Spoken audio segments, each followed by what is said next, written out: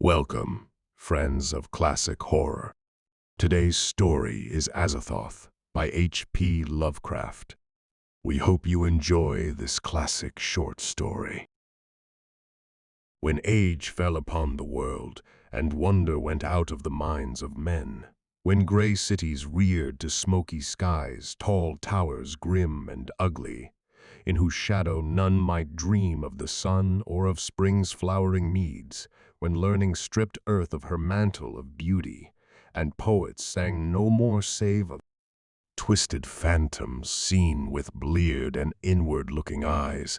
When these things had come to pass, and childish hopes had gone away forever, there was a man who traveled out of life on a quest into the spaces whither the world's dreams had fled. Of the name and abode of this man but little is written, for they were of the waking world only, yet it is said that both were obscure.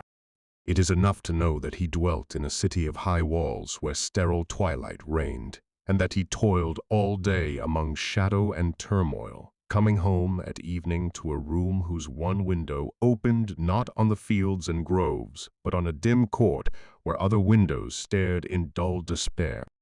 From that casement, one might see only walls and windows, except sometimes when one leaned far out and peered aloft at the small stars that passed. And because mere walls and windows must soon drive to madness a man who dreams and reads much, the dweller in that room used night after night to lean out and peer aloft to glimpse some fragment of things beyond the waking world and the grayness of tall cities.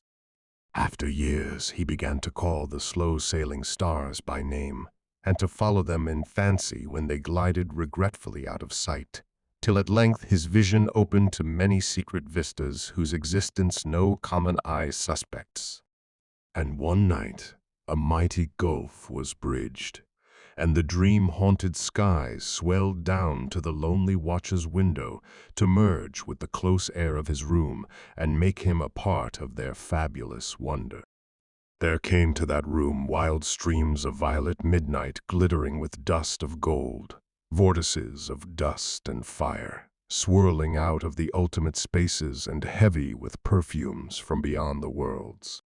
Opiate oceans poured there, litten by suns that the eye may never behold, and having in their whirlpools strange dolphins and sea nymphs of unrememberable deeps.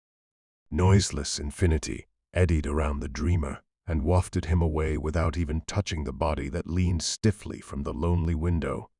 And for days not counted in men's calendars, the tides of far spheres bear him gently to join the dreams for which he longed, the dreams that men have lost.